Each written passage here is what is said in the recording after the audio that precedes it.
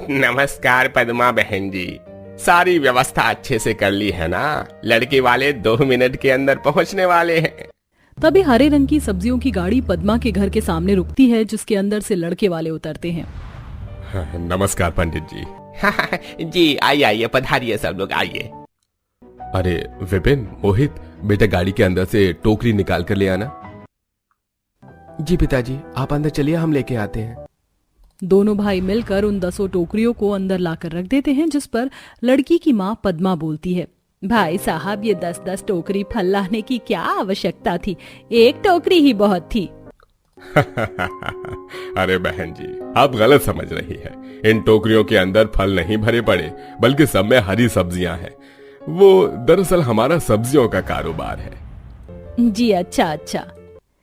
देखिए पद्मा बहन जी, हमको पंडित जी ने जिस दिन आपकी बेटी की तस्वीर दिखाई थी, मेरे मन को बहुत जच गई थी। तो बताइए, सब्जी वाले परिवार से आप समधियाना जोड़ना चाहेंगी? जी बिल्कुल शर्मिला जी। क्या बात है, दोनों पक्ष भी तैयार हैं और लड़का लड़की भी यही मौजूद है और मौका भी है, दस्तूर भी है, तो मंगनी कर लेते हैं। फिर दोनों परिवार खुशी से पाखी मोहित की मंगनी करवाते हैं और थोड़े दिन में पाखी शादी करके ससुराल आती है। अरे शर्मिला जी, ओ शर्मिला जी, अरे ओ भाग्यवान सुनती हो? अरे ओ सब्जी वाली कहाँ रह गई? जी जी बस आ गई। आओ पाखी बहू, तुम्हारे सब्जी वाले ससुराल में खूब स्वागत है। पाखी गृह प्रवेश करके ससुराल में कदम रखती है। अरे भाई, मुझको तो अच्छी खासी थकान चढ़ गई है। मैं तो चला सोने शर्मिला जी। थकावट के चलते सब कोई कमरे में चले जाते हैं और अगली सुबह पाखी रसोई में आती है, जहां सास सब्जी छांटने में भिड़ी हुई थी। अरे आजा आजा नई बहू, आकर मेरे साथ जरा ये सब्जियां छटवा दे। मैं परवल, भिंडी, करेला छांट रही हूँ, तू कुंदरू, आलू, गोभी, मटर वगैरह छांट ले। वैसे तो सारी सब्जियां एकदम ताजी हैं, तो ज्यादा टाइम नहीं लगेगा। माँ जी, रसोई में इन 10 तरह की सब्जियों की छटाई करने से अच्छा तो हम इन्हें हॉल में हवा लगा देते। आखिर इन सब्जियों को बेचना ही तो है। अरे नहीं नहीं बहू, ये सब्जियां बेचने के लिए नहीं है, बल्कि हमारे परिवार में बनाने के लिए आई है। तुझको इन 10 तरह की भुजिया और दाल चावल बनाना है। वो क्या है ना, हम सब लोग दाल चावल और 10 तरह की भुजिया खाने के बड़े शौकीन हैं। ये सुनकर बेचारी बहू हक्की बक्की हो जाती है। क्या एक बार में 10 तरह की भुजिया? सासू माँ, एक बार में 10 तरह की भुजिया भला कौन खाता है? छोटी सी तो जीभ है, 10 तरह की भुजिया का स्वाद कहाँ पता चलेगा? मैं 2-3 तरह की भुजिया बना लूंगी। बहू, रिवाज तो रिवाज है, हमारे घर में एक टाइम में 10 तरह की भुजिया और दाल चावल बनता है, और तुझे भी बनाना पड़ेगा, नहीं तो गर्मी के चलते ये ताजी सब्जी सड़ गल जाएगी। जी माँ जी। पाखी गुस्से में बिदक जाती है और किलस कर आलू, गोभी, मूली, हरी पत्तेदार प्याज, कुंदरू, परवल, भिंडी, सेम, फली और गवार फली काटती है। हे भगवान, ये क्या भसूड़ी में है? एक बार में 10 किस्म की भुजिया कौन खाता है? ऊपर से रसोई के अंदर इतनी हाई टेम्परेचर की गर्मी पड़ रही है कि मेरा तो पारा चढ़ रहा है। बहू भड़के मिजाज में भिंडी काट रही होती है, तभी सास रसोई में दोबारा से धमक जाती है। अरे बहू, कटी की नहीं भुजिया? हाँ हाँ, मेरे तो जैसे 10 हाथ लगे हैं जो फटाफट भुजिया कट जाएगी। माँ जी बस काट रही हूँ। हे भगवान, अरे बहू इतनी मोटी मोटी भिंडी क्यों काट रही है? एकदम बारीक बारीक भिंडी काट, तभी तो भुजिया एकदम से अच्छे से कुरकुरी और लाल होगी, तो खाने में मजा आएगा। जी माँ जी। और ये क्या, दोनों गैस चूल्हा खाली पड़ा है, ये नहीं कि दोनों पर दाल चावल चढ़ा दे, बनता रहेगा। बुढ़बा कहीं की, कब दाल चावल बनाएगी, कब भुजिया बनेगी, सब भूखे बैठे हैं। बस चढ़ा रही हूँ माँ जी। गुस्से में लाल पीली होकर पाखी बड़े बड़े पतीलों में दाल चावल बनाने को चढ़ाती है। वहीं कुछ देर पर भुक्कड़ ससुराल वाले किचकिच मचाने लगते हैं। भाभी, ओ भाभी, हो मेरी प्यारी भाभी, और कितनी देर लगेगी दाल चावल भुजिया तैयार होने में?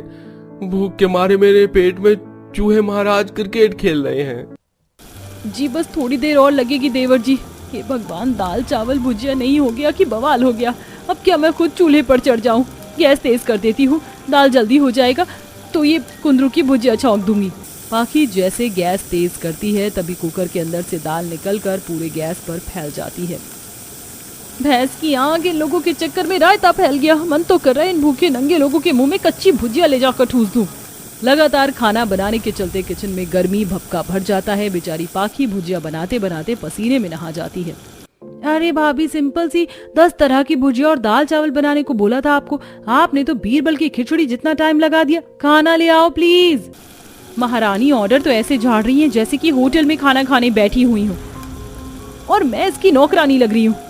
चारू, अंजलि, जरा किचन में आ जाओ प्लीज, खाना मेज पर रखना है। अरे भाभी, कोई 7 समुंदर पार थोड़ी जाना है, किचन में से खाना डाइनिंग टेबल पर ही तो लाना है, ले आओ।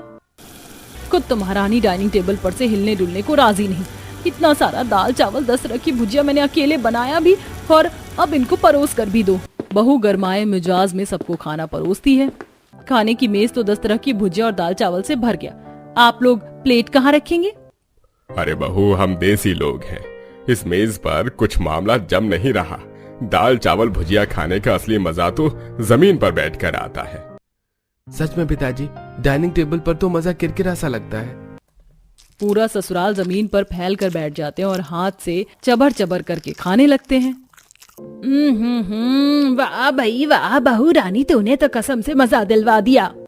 हे भगवान, ये इंसान है या राक्षस? कैसे खा रहे हैं? मुझे उल्टी आ रही है। कहाँ फंस गई तू पाखी? अरे बहू, जरा मेरी थाली में और दाल चावल डाल दे। जी, ये लीजिए ससुर जी। जी भसूड़ी दूं, मेरा मतलब भुजिया दूं? हाँ, जरा ये करेली वाली और कुंदरू वाली ये दे दे, कुरकुरी बनी है ना। भाभी, मुझको सेम फली वाली भुजिया डालना जरा। ये नहीं कि खुद उठकर ले ले महारानी। ससुराल वालों को खाना इतना ज्यादा पसंद आता है कि वो सब कुछ खाकर उठ जाते हैं। क्या बढ़िया दाल चावल भुजिया बनाया था, मैंने तो 5 थाली खा लिया। तभी तो भैंसे की तरह डकार मार रही हैं। कितनी मेहनत से मैंने अकेले इतना सब कुछ बनाया था, मैं ये हप्सी सारा खाना खत्म कर गए, मेरे लिए कुछ भी नहीं छोड़ा। बहू खुंदक के मिजाज से सारा बर्तन समेट कर धोने लग जाती है। मेरी किस्मत फूटी थी जो इतने पेटू लोगों से पाला पड़ गया। खाने को तो दिया नहीं, बर्तन मंजवा रहे हैं। हाँ। खाने के बर्तन इतने ज्यादा होते हैं जिसे धोते धोते 2-2.5 घंटे लग जाते हैं और शाम ढल जाती है। हे भगवान, इतने बर्तन धोकर मेरी तो कमर टेढ़ी हो गई।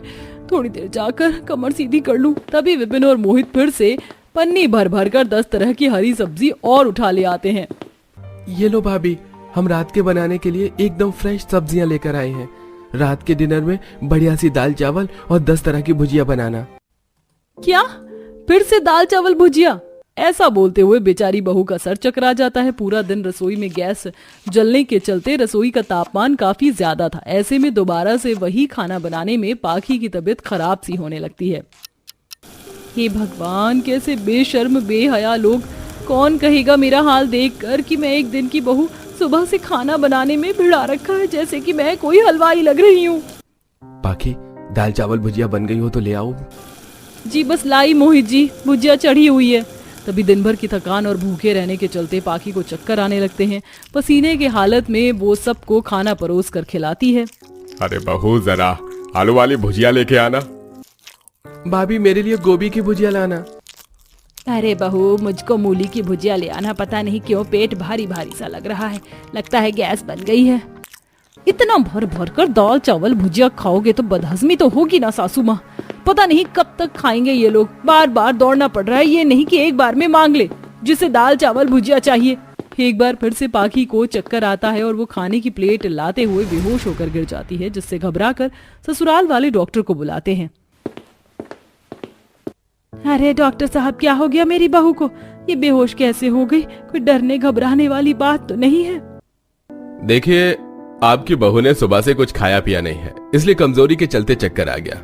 वैसे आज पूरे दिन इन्होंने क्या काम किया है जो इनके चेहरे पर इतनी थकान चढ़ी हुई है?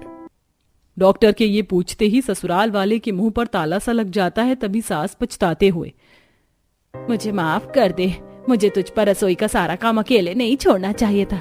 2-2 बार तूने इतना सारा दाल चावल 10 तरह की भुजिया बनाई, मुझे तेरा हाथ बटाना चाहिए था, मैंने ही ढील दे दी। भाभी, हमारी तरफ से भी सॉरी, कल से हम किचन में आपकी पूरी हेल्प करेंगे। ये सुनकर पाखी के चेहरे पर मुस्कुराहट आ जाती है और इस तरह पहले दिन की तरह उसे आगे फिर कभी अपने ससुराल में परेशान नहीं होना पड़ता है। आओ बहू, घर के अंदर आओ। अगले दिन सुबह। माँ जी, पहली रसोई की रस्म में क्या बनाना है खाने में, बता दीजिए। चलो बहू, रसोई में आओ, मैं बता देती हूँ। निधि अपनी सास के साथ रसोई में आती है, जहाँ वो देखती है कि कट्टों में महीने भर का राशन रखा हुआ होता है, जहाँ चावल, आटा, कुछ मसाले, सब्जियां रखी हुई होती हैं। ये देखो, इस कट्टे में चावल रखा हुआ है, इसमें से 10 से 15 किलो चावल बना लो और इस आटे के कट्टे में से 10 किलो आटा लेकर रोटियां बना लो। और यहाँ कुछ हरी सब्जियां रखी हैं, 5-5 किलो हरी सब्जी बना लो। अब निधि 10 से 15 किलो चावल को धोकर पतीले में चढ़ा देती है, वहीं एक परात में 10 किलो आटे को गूंथने लगती है। मैंने तो जहाँ तक यही सुना है कि बहू अपनी पहली रसोई के खाने में पूरी, सब्जियां, खीर बनाती है, लेकिन मेरे ससुराल वाले तो 1 महीने का राशन 1 दिन में बनवा रहे। भला इतना कौन खाता है? अब निधि कुछ देर बाद ढेर सारा खाना डाइनिंग टेबल पर परोसती है। हाय राम पोता बहू, तूने तो सारा चावल गीला कर दिया और सब्जियों में तो नमक मसाले कुछ ठीक से डाले ही नहीं। ये कैसा खाना बनाया है? माफ करिएगा, लेकिन अभी मुझे इतना खाना बनाने की आदत नहीं है, लेकिन मैं जल्दी ही सीख जाऊंगी। अब रात में निधि रात का खाना बनाने के लिए रसोई में जाती है कि तभी वहाँ पर उसकी ननद और उसकी सास रसोई में आती हैं। ये क्या बहू, सब्जी में मिर्च मसाला नहीं डाला क्या? ये कैसी पानी जैसी सब्जी बन रही है? और भाभी, ये क्या, आपने सिर्फ एक तरीके की दाल बनाई है? अरे इतनी सारी दालें रखी हुई हैं, काम करो, आप सभी दाल को मिलाकर एक बढ़िया दाल बना लो और सभी दाल में से 4 से 5 किलो दाल ले लेना बनाने के लिए, ताकि खाने में किसी को कमी ना हो। अब गायत्री मसाले का डिब्बा उठाती है और सब्जी में पलटना शुरू कर देती है और भर भर के सारे मसाले सब्जी में गिरा देती है। अब देखो कितनी कलरफुल सब्जी बनी है और खुशबू भी कितनी अच्छी आ रही है। अब निधि अधिक मात्रा में दाल चढ़ाती है और दूसरी तरफ ढेर सारी सब्जियां, चावल, रोटी बनाकर तैयार कर लेती है और डाइनिंग टेबल पर सबको खाना खिलाना शुरू करती है। पोता बहू, खाना तो बहुत स्वादिष्ट बनाया है, लेकिन मुझे मूंग दाल की दाल पसंद है और मूंग थोड़ी ठंडी होती है और गर्मी में मेरा थोड़ा पेट भी खराब है, तो एक काम कर, जरा मेरे लिए एक पतीला मूंग की दाल बना लिया जा। अब निधि फिर से रसोई में जाती है और 2-3 किलो मूंग की दाल पतीले में चढ़ा देती है और कुछ देर बाद दाल बनाकर अपनी दादी सास को देती है। अब थोड़ी राहत है, जब तक 2-3 किलो दाल एक बार में पी ना जाओ तब तक मजा नहीं आता। निधि ने अपने पीहर में कभी इतना खाना ना तो बनाया था और ना ही कभी खाया था, लेकिन अपने ससुराल में इतना अनाज बना बना कर वो बहुत परेशान हो गई थी। तभी एक दिन जब निधि सुबह रसोई में खाना बनाने जाती है तो वो देखती है कि राशन बहुत ज्यादा कम है और खत्म होने की कगार पर है। राशन तो खत्म होने वाला है। गोविंद जी ने तो अभी ही महीने भर का राशन भरवाया था और अभी तो मुश्किल से 10 दिन भी खत्म नहीं हुए। निधि कमरे में आकर गोविंद से कहती है, सुनिए जी, घर का महीने भर का राशन खत्म होने वाला है, तो जरा राशन भरवा दीजिए। अरे ये क्या कह रही हो? 1 तारीख को मेरी सैलरी आई थी, 2 तारीख को मैंने महीने भर का राशन भरवाया था और 10 दिन बाद ही तो मुझसे कह रही हो कि राशन खत्म हो गया। अभी तो मेरी दूसरी सैलरी भी नहीं आई है, मैं राशन कहाँ से भरवाऊं? मैं तो बस आपको बता रही थी, अगर आपके पास पैसे नहीं है तो कोई बात नहीं। अच्छा ठीक है, रुको, मैं तुम्हें पैसे देता हूँ, तुम राशन भरवा लो। पर सुनो, ये घर के सारे खर्चे के पैसे निकालने के बाद जो पैसे बचते हैं ना, मैं उस सेविंग्स में से तुम्हें ये पैसे दे रहा हूँ, तो अब ध्यान से राशन भरवाना और जरूरत के हिसाब से ही राशन खर्च करना। अब निधि पैसों को लेकर किराने की दुकान पर आती है। क्या चाहिए मैडम, बताइए। भैया जी, महीने भर का राशन दे दीजिए। 20 किलो आटा, 30 किलो चावल, कच्ची धानी का 10 किलो का तेल दे दीजिए और कुछ मसाले दे दीजिए। निधि राशन लेकर घर आती है और जाकर खाना बनाने लग जाती है। भाभी, एक काम करिए ना, गर्मा गर्म तेल में बहुत सारे पकौड़े तल लीजिए, पकौड़े खाने का बहुत मन कर रहा है। और सिर्फ एक तरह के नहीं, आलू, गोभी, पालक, प्याज, सबके पकौड़े बनाइएगा। अब निधि अपने लाए हुए राशन में से बेसन के पैकेट को निकालती और सारा बेसन घोलकर तरह तरह के पकौड़े बनाना शुरू कर देती है। कुछ देर बाद वहाँ पर गायत्री, अरे वाह, गर्मा गर्म पकौड़े तले जा रहे हैं, तो इसके साथ तो चटपटी फ्राई दाल बना ले। एक काम कर, चने की दाल बना ले और मसूर की दाल बना ले, काली छिलके वाली दाल बना ले और 10 से 15 किलो चावल बना ले। दाल चावल पकौड़े खाने का अलग ही स्वाद आता है।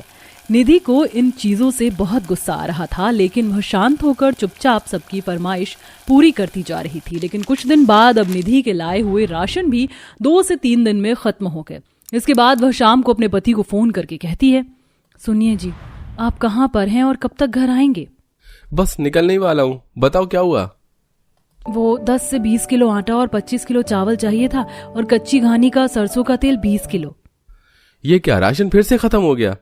अरे मैंने अभी तो महीने में दूसरी बार राशन भरवाया था। आखिर ऐसा क्या खा रहे हो तुम लोग जो महीने भर का राशन एक दिन में ही खत्म हो रहा है? अब क्या ही बोलूं मैं आपसे, मेरे पास पैसे होते तो मैं खुद ले आती। पैसे तो मेरे पास भी नहीं है, लेकिन ठीक है, मैं अपने दोस्त से पैसे ले लेता हूं और लाता हूं राशन। अरे भाई 4-5 हजार रुपए हैं तो दे दियो जरा, घर का राशन भरवाना है। भाई अभी तो कुछ दिन पहले मैंने तुझे पैसे दिए थे और तेरा राशन ये लाला की दुकान से ही जाता है ना। सुना है तेरे घर में महीने में 2-2, 3-3 बार राशन जाता है। ऐसा क्या खाते हो भाई तुम लोग? यार पता नहीं भाई, मैं तो सुबह का नाश्ता और रात का डिनर करता हूं बस अपने घर पर, और उसके बाद घर पर क्या बनता है नहीं बनता है मुझे क्या पता यार।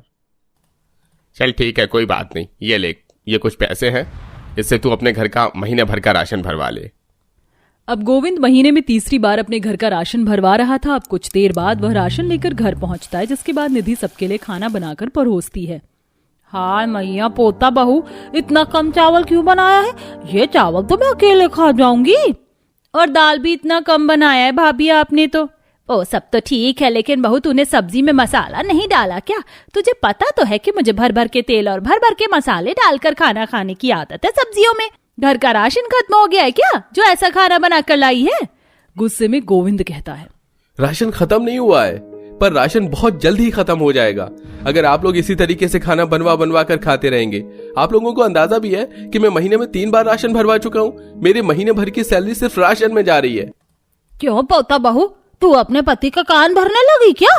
तुझसे थोड़ा खाना क्या बनवा लिया तूने तो सारे राशन पानी का बिल हमारे सर पर ही भार दिया। अरे बेटा, तुझे लगता है कि हम लोग एक दिन में सारा खाना खा जाते होंगे? चुप करिए आप लोग, मैं अपनी आंखों से देख रहा हूँ। बस मैं आप लोगों से इतना ही कहना चाहता हूँ कि हिसाब से राशन को इस्तेमाल करो ताकि महीने का बजट डगमगाई नहीं, बस और कुछ नहीं है। गोविंद के 1000 बार कहने पर भी उसके परिवार वालों को बात समझ नहीं आ रही थी। वह अब भी ऐसे ही लगातार भर भर के राशन अपनी बहू से बनवाते और खाते। तभी एक रात, देवरानी जी अभी तक खाना नहीं बना क्या? दादी सास को भूख लग रही है। नहीं, खाना तो नहीं बन पाएगा क्योंकि सिलेंडर खत्म हो गया है। अब रात को काम पर से गोविंद घर आता और अपने पूरे परिवार वालों का मुंह लटका देखकर कहता है, क्या हुआ, आप लोगों ने ऐसे मुंह क्यों लटका रखा है? वो सिलेंडर खत्म हो गया है। क्या अभी तो महीना भी खत्म नहीं हुआ और सिलेंडर खत्म हो गया? अरे अभी तो मुश्किल से 11 से 12 दिन हुए हैं सिलेंडर लगवाए हुए। अब इतना खाना बनेगा तो सिलेंडर तो खत्म होगा ही ना गोविंद जी। कहना क्या चाहती है बहू? तेरे ससुराल वालों ने इतना खाना बनवा के सिलेंडर खत्म करवा दिया। कहना क्या है माँ, यही सच है। आप लोग महीने भर का राशन एक दिन में निधि से बनवाते हैं तो सिलेंडर तो खत्म होगा ही ना। अब इतनी रात को मैं किससे पैसे मांगू? सोसाइटी और ऑफिस के सभी दोस्त से मैंने पैसे मांगकर अपनी इमेज पहले ही खराब कर ली है। अब मुझे कोई पैसे नहीं देने वाला। तभी भूख से परेशान होती सुधा कहती है, बहू रात के 11 बज गए हैं, मुझे बहुत तेज भूख लग रही है। रसोई में जो कुछ है वही ला कर दे दे। अब निधि सिलेंडर और राशन के अभाव के कारण सुबह की बासी रोटी और प्याज की चटनी बनाकर अपनी दादी सास को देती है। अब तो आपको ये रोटी और ये प्याज की चटनी भी अच्छी लग रही होगी ना दादाजी, लेकिन जब अच्छा खासा घर में राशन भरा हुआ था तब आपको 36 पकवान खाने का शौक चढ़ता था। अगर आप उसी को कम खाते और लिमिट में बनवाते तो अभी सिलेंडर भी होता और सभी लोग अच्छा खाना भी खा रहे होते। निधि हमें माफ कर दो, हमसे गलती हो गई। अगर हम तुझसे इस तरीके से महीने भर का राशन एक दिन में नहीं बनवाते तो आज हम ये दिन नहीं देख रहे होते। सभी लोग गोविंद और निधि से माफी मांगते हैं और इस दिन के बाद से वह राशन की वैल्यू करना सीख जाते हैं और जरूरत के हिसाब से खाना बनवाने और खाने लगते हैं।